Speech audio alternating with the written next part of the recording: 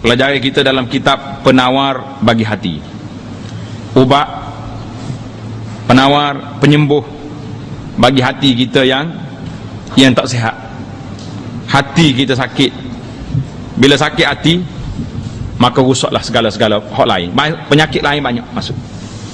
Orang panggil virus mudah masuk bila antibody tidak kuat. Antibody iman kita duduk di mana? Duduk di hati itu. Itu dia panggil antibody, dia panggil. Istilah orang-orang perubatan sekarang. Muka surat 5, kitab yang pertama pada menyatakan segala anggota yang 7. Anggota yang 7 ni, apa dia anggota kita 7 tu? Tengok dalam muka surat 4 kita dah sebut dah. Mata, telinga, lidah, perut, faraj, 2 tangan, 2 kaki.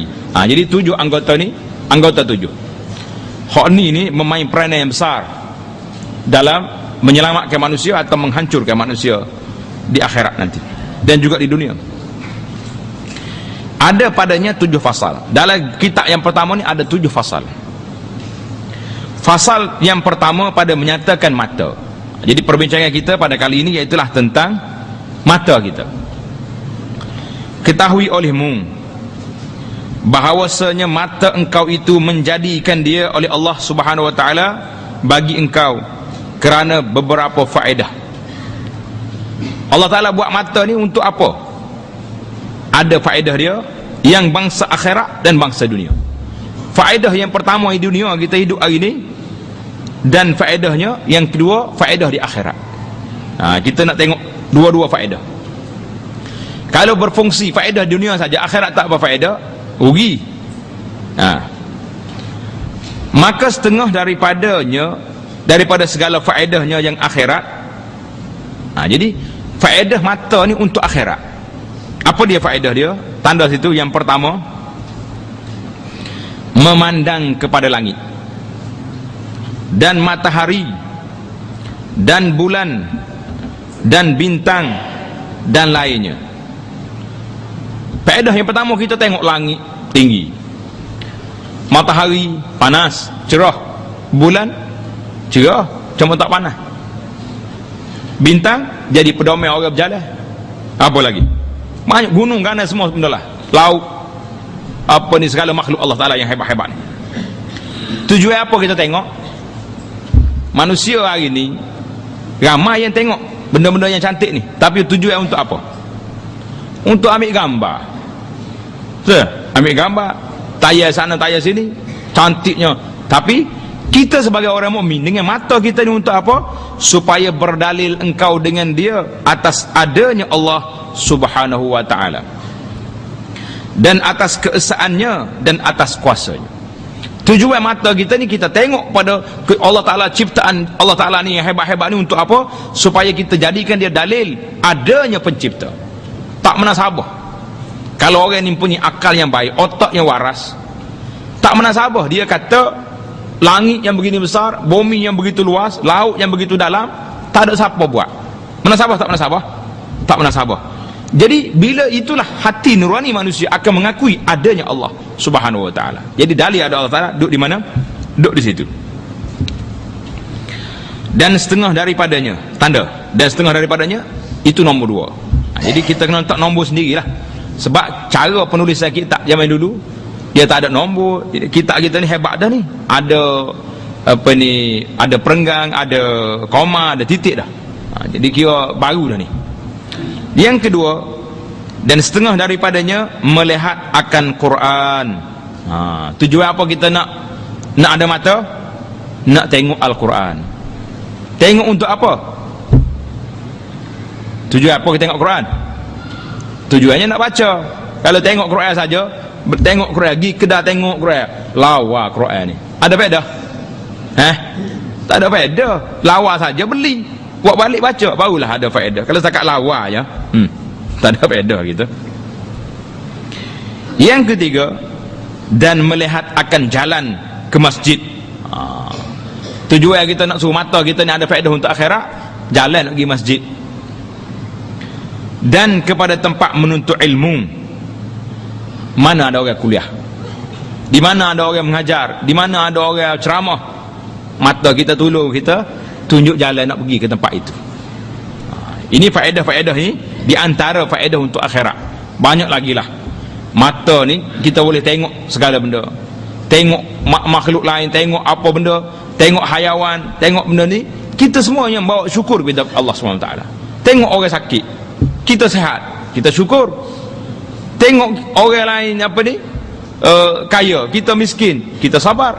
Jadi tengok segala benda dalam tilikan kita ni, dalam apa ni, penelitian kita ni, biarlah ada faedah, biar ada sebabnya. Kalau setakat tengok saja, tak mikir, orang panggil orang ni tak ada faedah. Supa lembu tengok benda-benda ya. Kita nak ngak makan tak. Itu pertama. Yang kedua tanda situ faedah dunia. Faedah untuk dunia pula. Dan setengah daripada faedahnya yang bangsa dunia. Jadi faedah mata ni di dunia ni untuk apa? Iaitulah melihat perusahaan engkau. Kerja buat kita ni, kita tengok dengan apa? Tengok dengan mata. Maka ini faedahnya klik pada kehidupan kita dunia.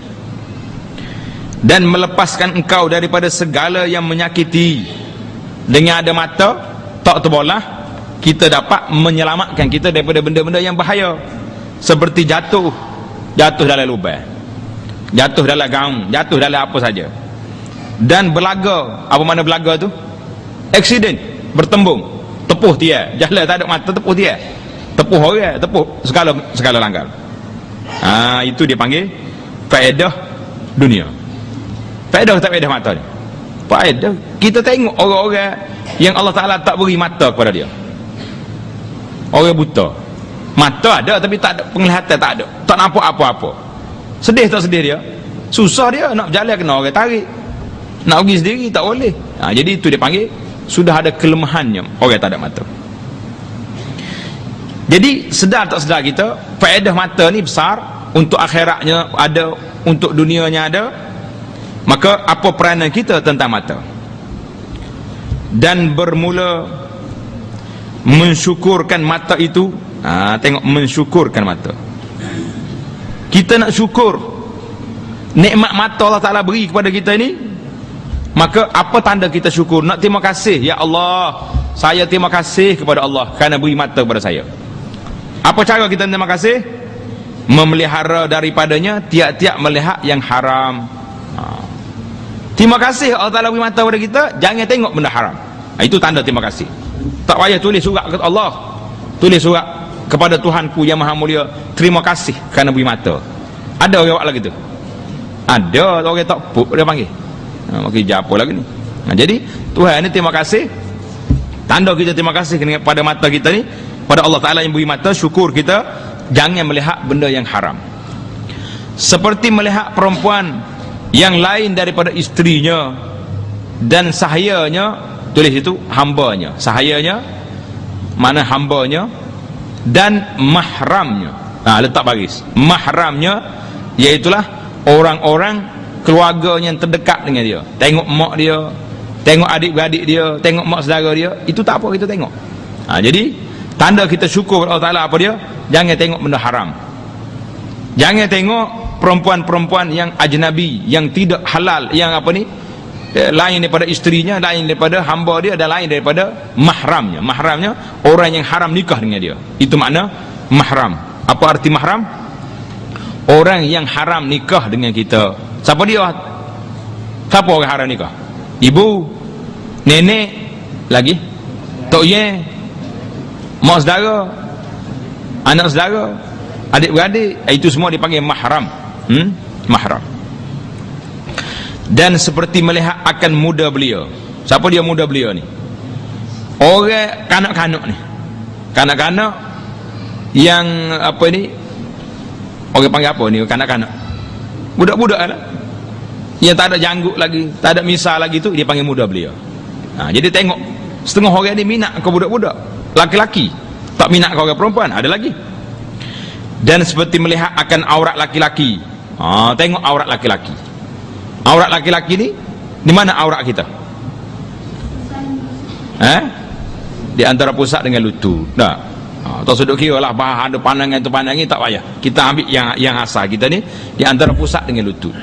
Jadi kalau kamu ni pergi duk main, pergi tengok orang main, ataupun kita sendiri nak main bola ke nak main apa pakar, buka aurat, itu haram tengok aurat orang tu.